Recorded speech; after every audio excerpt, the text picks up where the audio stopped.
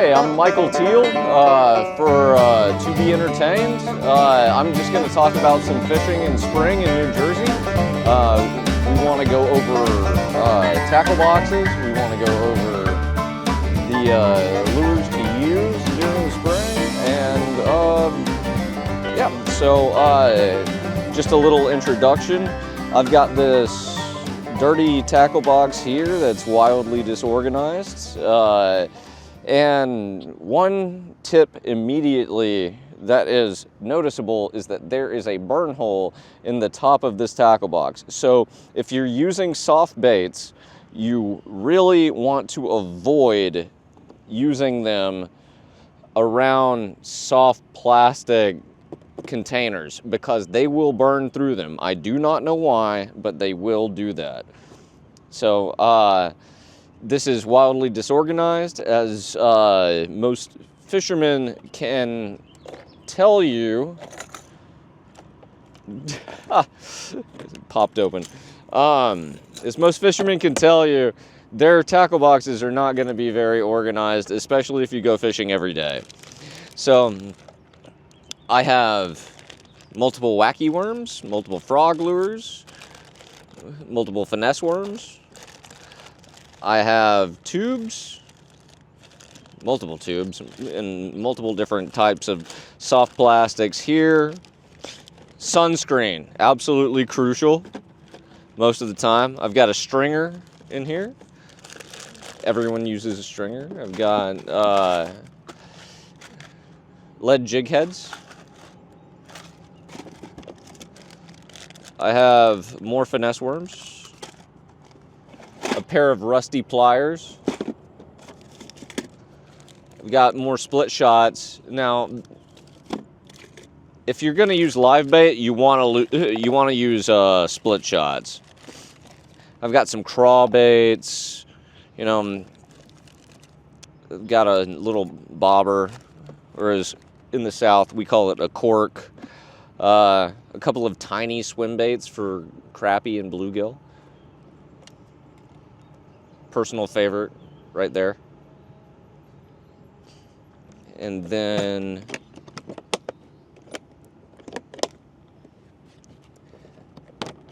in the bottom half, you can pull it out. I've got a bunch of stick baits, more frogs, more swim baits. I'm a big frog guy, so got all of those. Of course, you want your line. You want your box cutters if you need them. And then a couple of crankbaits, or one crankbait here. And then another swim bait, more frogs, of course. More finesse worms. And then for live bait, we've got corks. You could also call them bobbers. Some people do. I call them corks. And then in this one, we've got old crankbaits, jerk baits, and then this little torpedo lure that was given to me by my grandfather a long time ago. And that thing has stood the test of time. So tons of stuff. And also this old bobber that my grandmother used. She was the best fisherman or best angler that I have ever met. That thing is probably 50, 60 years old, something like that.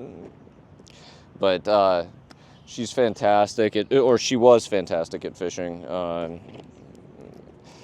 But then, I've got another bag full of everything you could want. These frogs that float on top of the water. However, it's really hard to set the hook with these, but you can use them. They do work. I have caught a bass out here with those. And then I've also got a bunch of trout magnet bugs and little mealworm jigs for micro fishing. And then I've got stick baits from my favorite lure engineer, Terry Bowden. He's amazing at making lures. He pours them himself. He arranges jig heads himself. I don't have any of his crappy jigs in here, but we do have some of his shaky head jigs with a nice little finesse trailer on them. And I've caught several bass on one of these. More frogs, of course. Yeah, but if you ever want, just a shout out, if you ever want the best lures ever made, it's Terry Bowden's. He's from South Alabama. He knows what he's doing. Just an incredible lure maker. I would call him a lure engineer, honestly. He also makes these frogs here that I have tons of them, but he is fantastic. There's his number if you want to call him.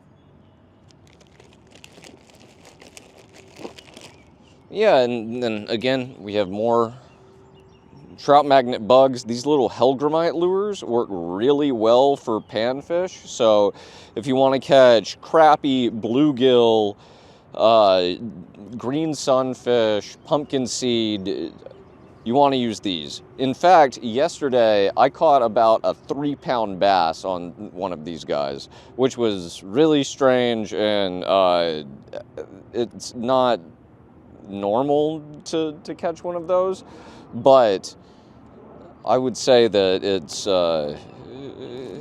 it's pretty good, and maybe you'll get the same kind of luck that I did. Then we've got another frog, more shaky head jigs, shank hooks from Eagle Claw. Eagle Claw is the best maker of any hook company. And then we've got the large hellgrammite lures. So you're going to want to use like maybe not a 1/0, but something a little smaller for these. And then, of course, slip sinkers for live bait. And if you're going to use an Eagle Claw 8, you can use these little frisky frogs. They'll move across the water like a standard frog that you would use for bass, but you're going to catch crappie on these, right? And a crappie will bite anything that can fit in its mouth, so. And then little craws as well. You're going to work these the same way that you would work a frog lure, but just underneath the surface of the water. Instead of having them work top water, you're going to have them just underneath the surface with the slower retrieve, and you may be able to catch a lunker on those. And then, of course, as disorganized as I am here, we've got little beetle spin tails. I don't have the hooks and the spoon for those, but they work great for big bluegill. You kind of want to fish a little bit deeper, especially like at the start of the spring. But when it gets really hot out here, you're going to want to fish a little shallower, right? A little more shallow, I should say. And of course, I've got a Rapala weight. Just take it out, clamp it down onto the fish's mouth, weigh it. Easy peasy. Okay, as far as fishing rods go, I've got 2 ultralights, one from St. Croix and one that's a Jawbone. The Jawbone not big on, but I use it anyway. It was cheap. The St. Croix is not cheap.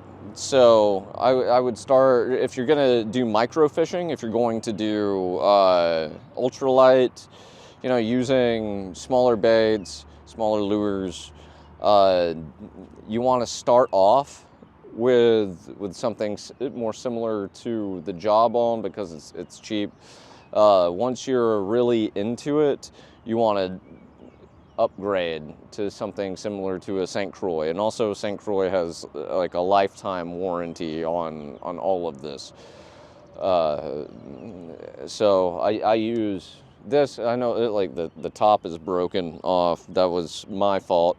But I use a Fluger reel on this. And it still works fine because I caught a 4-pound bass on this sucker yesterday.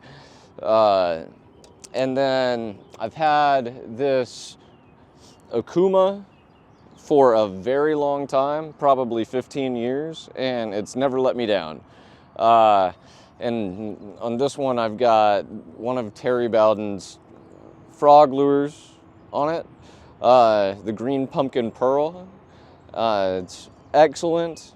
Right now I have less than optimal line on it, and also the ringlet is broken off, but it still works. And then we've got this Quantum Bildance edition right here, and this thing casts beautifully, and it's affordable. So for anyone starting out, I would just recommend looking around, seeing what you think you're going to use, and trying to judge what you need based on what fish you're targeting. And yeah, that's the review of my equipment.